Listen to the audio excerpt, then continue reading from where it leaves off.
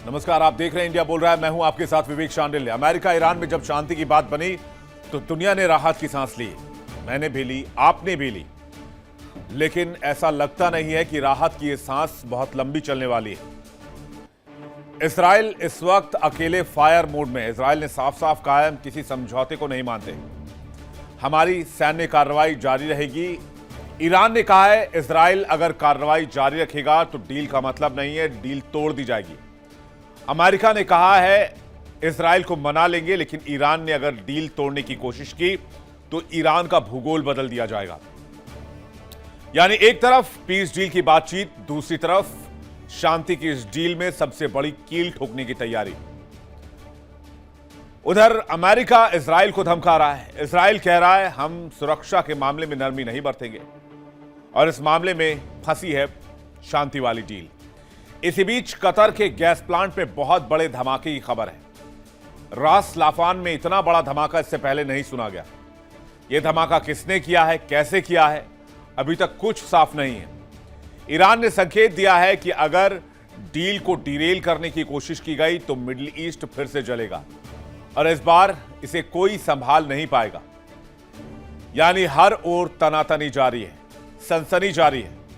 America Iran को भी धमका रहा है कि अगर सुधरे नहीं तो बमबारी दोबारा शुरू होगी और ऐसी बमबारी होगी कि ईरान का भूगोल बदल देंगे। ईरान ने साफ साफ कह दिया है कि तेहरान युद्ध से नहीं डरता है, दम है तो अमेरिका युद्ध लड़के दिखाए। यानी कि स्विट्जरलैंड में शांति की बातचीत जैसे ही खत्म हुई, इजराइल ने गाजा में एयर स्ट्राइक पर अपना रुख तय कर दिया। क्या डील फिर से डीरेल होने वाली है? इजराइल को आखिर अमेरिका कैसे समझाएगा? क्या ईरान मिडिल ईस्ट को फिर से दहला रहा है? क्या कतर में हुए गैस प्लांट में धमाके के पीछे ईरान है? मामला बहुत पेचीदा और बहुत ज्यादा उलझ चुका है। इंडिया बोल रहा है मैं आज इसी मुद्दे पर डिफेंस एक्सपर्ट, जियोपॉलिटिकल एक्सपर्ट से करेंगे बात। अमेरिका ईरान में सीजफायर और शांति समझौते के बाद लगा कि अब हर फ्रंट पर शांति आएगी, दुनिया राहत की सांस लेगी, ऊर्जा की किल्लत, पेट्रोल, डीजल, तेल, गैस की किल्लत खत्म हो जाएगी। लेकिन ऐसा हुआ नहीं। ऊपर से सिर मुंडाते ओले पड़ने की खबर सामने आ गई। अमेरिका ईरान में डील पर बातचीत ही हो रही थी कि दूसरी तरफ इजराइल ने गाजा पर हमला कर दिया और कतर में बहुत बड़ा धमाका हो गया। दो तस्वीरें आपके सामने हैं। गाजा में इजराइल का हमला जिसमें 2 लोगों की मौत हो गई है और कतर में गैस प्लांट में धमाका, जहां पर बहुत बड़े धमाके की खबर है। इस धमाके की इंटेंसिटी का आप अंदाजा इसी से लगा सकते हैं कि इस धमाके की तस्वीर सामने आने के बाद दूर दूर तक धमाके की न सिर्फ आवाज सुनी गई बल्कि आसपास घरों के शीशे भी टूट गए। ऐसा लगा किसी ने एटम बम पटक दिया। पहली तस्वीर गाजा की, जहां पर इजराइल ने जोरदार हमला कर दिया। अब तक 6 लोगों के मारे जाने की खबर है। गाजा में अमेरिका की 20 सूत्री शर्तों पर पिछले ही साल समझौता हुआ था, लेकिन तब से हमले लगातार जारी हैं। इजराइल मानने को तैयार नहीं है। दूसरी तस्वीर कतर गैस प्लांट धमाके की है। आरोप लगाया जा रहा है कि इसके पीछे ईरान का हाथ हो सकता है। अब भगवान जाने किसका हाथ है, लेकिन जिस शांति की उम्मीद लिए पूरी दुनिया बैठी थी, वो उम्मीद बारूद के ढेर पर जलकर खाक हो चुकी है। मिडिल ईस्ट में सीजफायर बेअसर दिख रहा है, फुल गदर मचा हुआ है। लेबनान और गाजा में इजराइल कहर बरपा रहा है। ईरान कह रहा है डील और समझौते तो होंगे, लेकिन हर मोर्चे पर होंगे। नेतन्याहू कह रहे हैं कि हमारे सैनिक रुकने वाले नहीं हैं, हम रुकने के लिए पैदा नहीं हुए। हम जानते हैं कि हमें हमारी संप्रभुता की रक्षा कैसे करनी है। अब ताजा मामला यह है कि इजराइल ने गाजा पर हमला कर दिया है। क्या कुछ हुआ है, जरा 3070 में नजर डालते हैं ग्राफिक्स में। यूएस ईरान शांति वार्ता के बीच गाजा पर इजराइल ने बहुत बड़ा हमला कर दिया है। इजरायली हमलों में कम से कम 6 लोगों की मौत हो गई। सेंट्रल गाजा और खान यूनिस के टेंट्स को निशाना बनाया गया है। 20 सूत्रीय शांति समझौते की चर्चा के बीच सैन्य कार्रवाई तेज कर दी गई है। आईडीएफ का दावा है कि हमास के सैन्य ठिकानों और लड़ाकों को निशाना बनाया गया। गाजा युद्ध में अब तक 73,000 से अधिक फिलिस्तीनियों की मौत हो चुकी है। गाजा की लगभग 90% आबादी विस्थापन का शिकार हुई है। युद्ध और मानवीय संकट के बीच शांति प्रयासों पर सवाल उठ रहे हैं और अमेरिका की साख को इजराइल ने जो तार तार किया है वो तो है, क्योंकि 20 सूत्रीय शांति समझौता अमेरिका ने लिखकर दिया था। यानी इजराइल ने अमेरिकी समझौते को तोड़ दिया। इधर लेबनान में फायरिंग भी लगातार जारी है। इजराइल लेबनान में एक हफ्ते के अंदर अगर आप देखें तो लगातार अटैक जारी रख रहा है। जब से ईरान और अमेरिका शांति की टेबल पर वापस लौटे हैं, तब से इजराइल ने लेबनान पर हमले की इंटेंसिटी बढ़ा दी। कह रहे हैं मारो, जो होगा देखा जाएगा। जाहिर सी बात है लेबनान में शांति आएगी नहीं। लेबनान में शांति नहीं आएगी तो ईरान खामोश नहीं रहेगा। ईरान खामोश नहीं रहेगा तो ईरान इजराइल पर हमला करेगा। इजराइल पर हमला करेगा तो फिर इजराइल ईरान को निशाना बनाएगा। ले देकर वही ढाक के तीन पार, मिडिल ईस्ट में फिर लड़ाई शुरू। बीते हफ्ते दक्षिणी लेबनान में कई ड्रोन और हवाई हमले हुए। इजराइल का दावा है कि निशाने पर हिजबुल्लाह के ठिकाने हैं। कई हमलों में हिजबुल्लाह के लड़ाकों को मारे जाने का दावा किया जा रहा है। 13 जून को इजराइल ने 70 ठिकानों पर हमले का दावा किया। सीमा क्षेत्र में ड्रोन निगरानी और गोलीबारी भी जारी रखने की बात कही। हिजबुल्लाह ने भी जवाबी कार्रवाई की चेतावनी दी। सीजफायर की कोशिशों के बावजूद तनाव बरकरार है। लेबनान मोर्चा अभी मिडिल ईस्ट की सबसे बड़ी चिंता है। इजराइल हिजबुल्लाह संघर्ष अगर नहीं थमा तो भूल जाइए मिडिल ईस्ट का शांति समझौता। साफ साफ कह रहा हूं, इसमें कहीं कोई दो राय नहीं, क्योंकि ईरान के पास मिसाइल और ड्रोन्स का इतना बड़ा जखीरा है कि वो सालों तक जंग लड़ सकता है। और वो असिमेट्रिक वॉर लड़ता है, यानी आमने सामने की लड़ाई नहीं लड़ता है। वो अमेरिका के $100 खर्च करेगा, खुद के $1 के हथियार का इस्तेमाल करेगा। इतना फर्क है। ऐसा लगता है जैसे अमेरिका और ईरान के समझौते को पटरी से उतारने में इजराइल कोई कोर कसर छोड़ ही नहीं रहा। खबर है कि जैसे ही समझौते की बात खत्म हुई, इजराइल ने गाजा में हमला कर दिया। उधर नेतन्याहू ने इमरजेंसी मीटिंग बुलाई और कहा कि सुरक्षा के मामले में इजराइल कोई कोताही नहीं बरतेगा और न ही हम किसी के गुलाम हैं कि उनसे हम ये सीखें कि हमें क्या करना है क्या नहीं करना है। तो किस तरह से इजराइल मिडिल ईस्ट में बारूद बना हुआ है वो भी आपको बताते हैं। एक तरफ अमेरिका और ईरान के बीच बातचीत जारी है, समझौते की कोशिशें हो रही हैं, लेकिन इजराइल ईरान पर अब भी वही रुख रखता है। परमाणु कार्यक्रम को लेकर इजराइल की चिंता बरकरार है। लेबनान और गाजा में इजराइल लगातार सैन्य कार्रवाई जारी रखे हुए है। हिजबुल्लाह को ईरान का सहयोगी मानता है। इजराइल जो है वो उनका दावा है कि सुरक्षा से कोई समझौता नहीं करेंगे। डील के बावजूद ईरानी प्रभाव को चुनौती देता रहेगा इजराइल। यूएस की कूटनीति और इजराइल की रणनीति में बड़ा अंतर दिख रहा है और लेबनान के मुद्दे पर अमेरिका इजराइल में भी टकराव है और ईरान इजराइल में भी टकराव है। इजराइल डील और समझौते को क्या डीरेल करना चाहता है, सबसे बड़ा सवाल है। इजराइल चाहता है जंग जब तक तब तक जारी रहेगी जब तक सारे खतरे खत्म ना हो जाएं। तो ये कौन बताएगा, ये सर्टिफिकेट कौन देगा कि मिडिल ईस्ट से सारे खतरे खत्म हो चुके हैं? अगर इजराइल ये चाहता है कि सारे खतरे खत्म हो जाएं तो उसे ईरान को वजूद से मिटाना होगा, उसे पाकिस्तान को वजूद से मिटाना होगा, उसे फलस्तीन को वजूद से मिटाना होगा, उसे और भी कई इस्लामिक कंट्रीज हैं जिन्हें वजूद से खत्म करना होगा, भूगोल से नामो निशान मिटाना होगा। ये बहाना कर देना कि इजराइल के लिए जब तक थ्रेट है तब तक वो जंग लड़ता रहेगा, ये तो अंतहीन है। लेकिन इन दोनों मोर्चों पर, दोनों मसले पर फंसा है अमेरिका। इजराइल से भी 36 का आंकड़ा बना हुआ है, ईरान से भी पीस डील नहीं हो पा रही है। खबर तो यह भी है कि ट्रंप प्रशासन इजराइल में सत्ता परिवर्तन की कोशिशों में भी लग गया है। लेकिन अभी हाल ही में विपक्ष के नेताओं की तरफ से नफ्ताली बेनेट का बयान आया था, जो कि पूर्व पीएम भी रह चुके हैं। उन्होंने भी सेम लाइन कही जो बेंजामिन नेतन्याहू कह रहे हैं कि ईरान के खिलाफ जंग जारी रहेगी। इधर कतर के गैस प्लांट में बहुत बड़ा धमाका हुआ जिसमें 54 लोग घायल और 18 से ज्यादा लोग लापता हैं। माना यह जा रहा है इसके पीछे ईरान का हाथ हो सकता है। यह रास लाफान का सबसे बड़ा गैस प्लांट है। तो क्या मिडिल ईस्ट में फिर से यलगार हो चुका है और क्या जंग का सीन बन चुका है?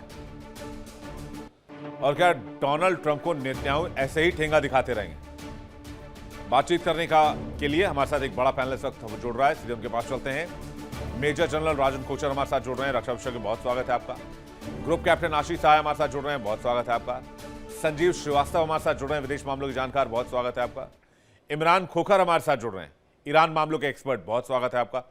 दर्शकों आपका भी बहुत बहुत स्वागत करते हैं। और राजन कोचर जी से मेरा पहला सवाल है, राजन जी, जिस तरह से अभी एक्सप्लेनर में मैंने सारी चीजें एक्सप्लेन कर दी हैं, इसके बाद क्या सिनारियो आप देख रहे हैं? मुझे तो दूर दूर तक कोई उम्मीद अब दिख नहीं रही, जिस तरह के हालात दिख रहे हैं यहां से। जयंत जी, आपने बहुत अच्छी तरीके से एक्सप्लेन किया। मैं आपको कॉम्प्लीमेंट देता हूं, आपकी टीम को भी। बहुत कॉम्प्रिहेंसिव आपने एनालिसिस दिया। अब आप देखिए, तीन देशों के तीनों अलग नैरेटिव हैं। जब आपके नैरेटिव डिफर करते हैं तो नेचुरल हो जाता है कि इस तरीके के तनाव आपके आएंगे। अब अमेरिका ये बिलीव करता है कि मैक्सिमम प्रेशर ईरान पे लगाया और इसलिए उसको समझौते में ले आया, और ईरान ये बिलीव करता है कि उसके ऊपर कोई प्रेशर नहीं काम करता है। उसने अमेरिका को मजबूर किया कि वो टेबल पे आ जाए, सैंक्शन के बारे में अपनी बात करे, सॉवरेनिटी के बारे में बात करे, जो पहले इसको अमेरिका नहीं कर रहा था। और इज़राइल का जो नैरेटिव है वो आपने खुद ही बता दिया, बयान किया कि वो उसकी सिक्योरिटी कंसर्न्स है। अब आप देखिए, जब एक पीस समझौता को आप आगे लेके जाते हैं तो तीनों देशों को आपको उसमें शामिल करना चाहिए। अगर इसको लड़ाई तीनों के बीच थी, तो दो देशों के बीच में समझौता क्यों हो रहा है?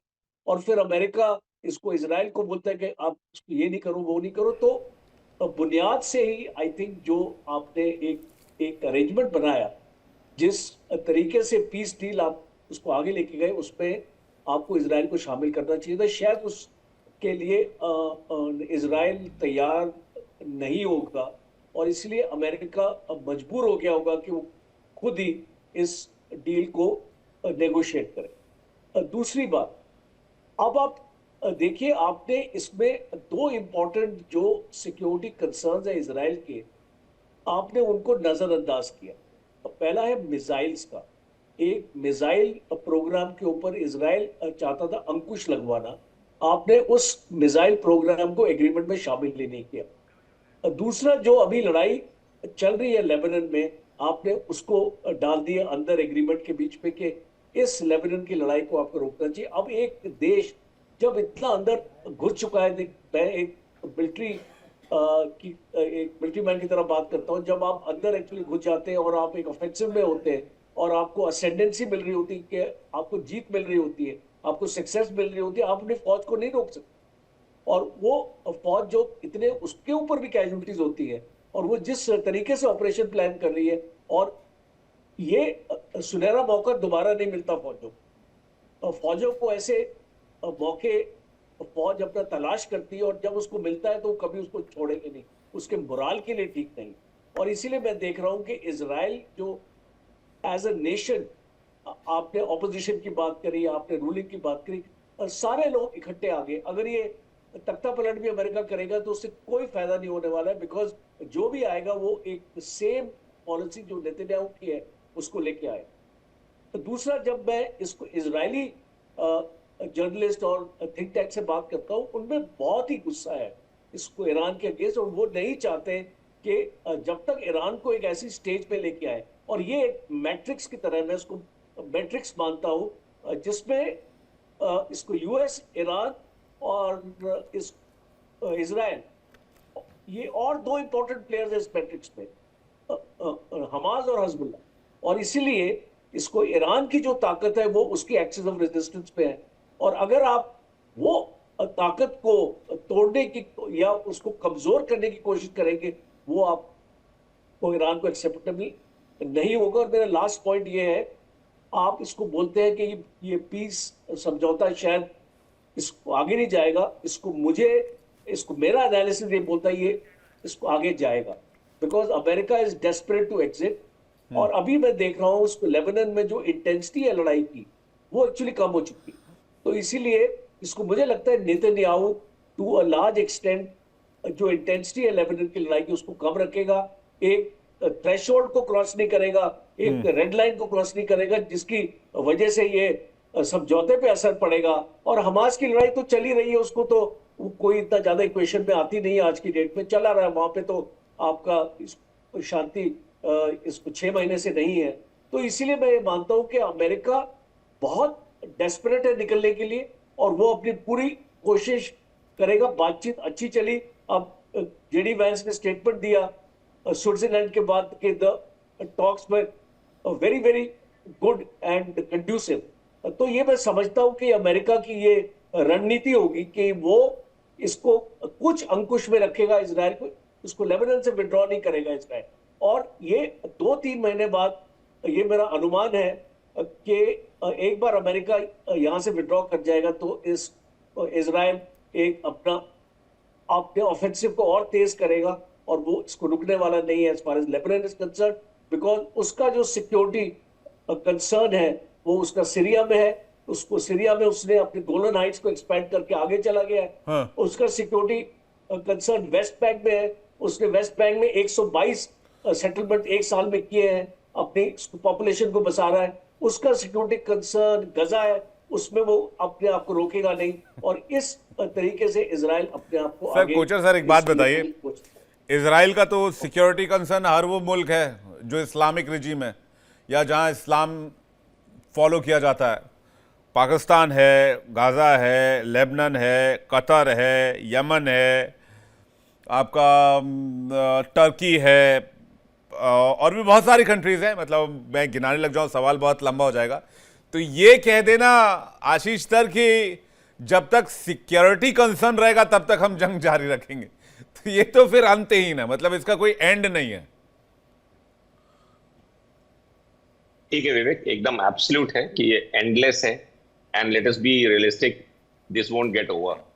मिडिल ईस्ट में शांति एक मृग तृष्णा है, हमें उसको कंटेन करने की बात करनी चाहिए। वही अमेरिका कर रहा है, वही इजराइल कर रहा है, और इसके लिए ये एक्शंस हो रहे हैं। Peaceful coexistence of these two communities, anti Zionist and the middle eastern Islamic radicals, ये एक एब्सोल्यूट मृग तृष्णा है।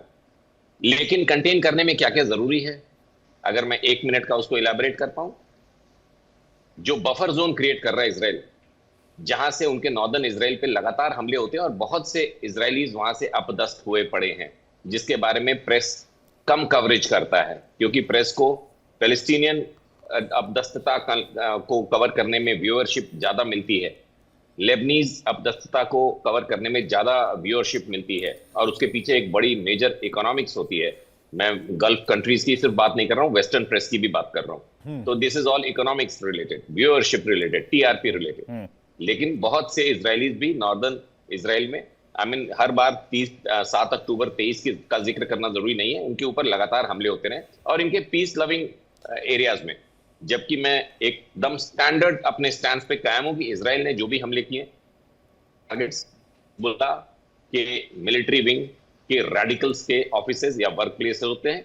कोलैटरल डैमेजेस भी काफी हुए हैं, I am not denying that fact. लेकिन दोनों के अप्रोच में, दैट इज हिजबुल्लाह के अप्रोच में और आईडीएफ के अप्रोच ऑन अटैक पैरामीटर्स एकदम अलग हैं।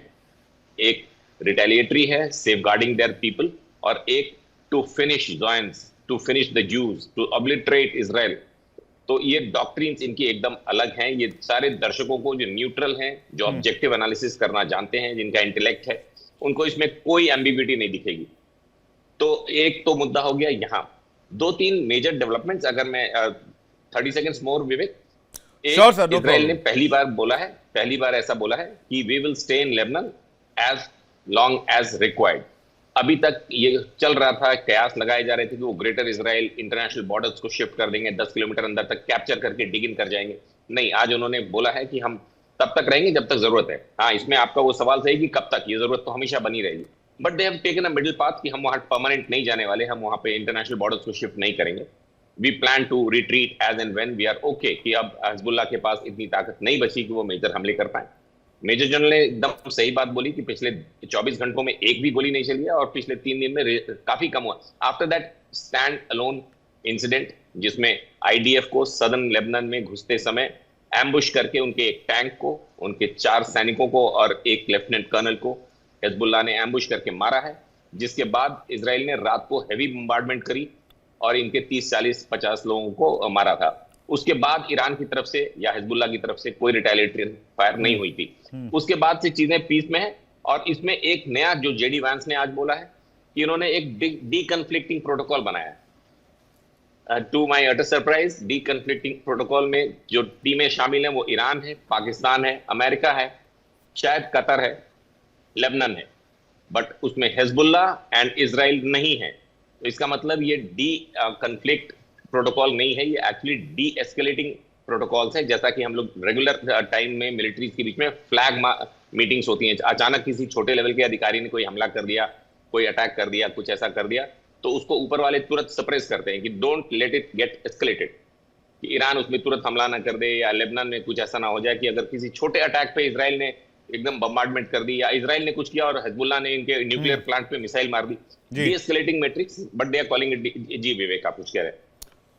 जी, मैं डी-एस्केलेशन मैट्रिक्स तो ठीक है, लेकिन जो बात आप कह रहे हैं कि लेबनान में अभी फायरिंग पिछले 24 घंटे से बंद है और गाजा में इनफैक्ट बड़ा हमला हुआ। अभी कतर में रास लाफान गैस प्लांट में बहुत बड़ा धमाका हुआ है, वो भी सस्पिशियस एक्ट माना जा रहा है कि भाई उसके पीछे क्या कहीं कोई कॉन्स्पिरेसी तो नहीं। आशीष जी कुछ कह रहे हैं आप? वेरी सेंसिटिव, गैस प्लांट पे अगर ब्लास्ट होता तो कतर इस समय कुछ और कर रहा होता। वो इनका गैस एक्सपोर्टिंग एक टनल एरिया है, gas plant is something else. दोनों पे हुए ब्लास्ट में बहुत पड़ जाएगा, उनकी इंटेंसिटी, उनकी पोटेंसी, उनको जो आफ्टर ब्लास्ट जो एक्टिविटीज होती हैं। देखिए इंडिया डेली 24/7 अब आपके स्मार्ट टीवी पर। इंडिया डेली मौजूद है सभी डिजिटल प्लेटफॉर्म पर लाइव और लगातार। इंडिया डेली 24/7 हर दिन राष्ट्र को समर्पित।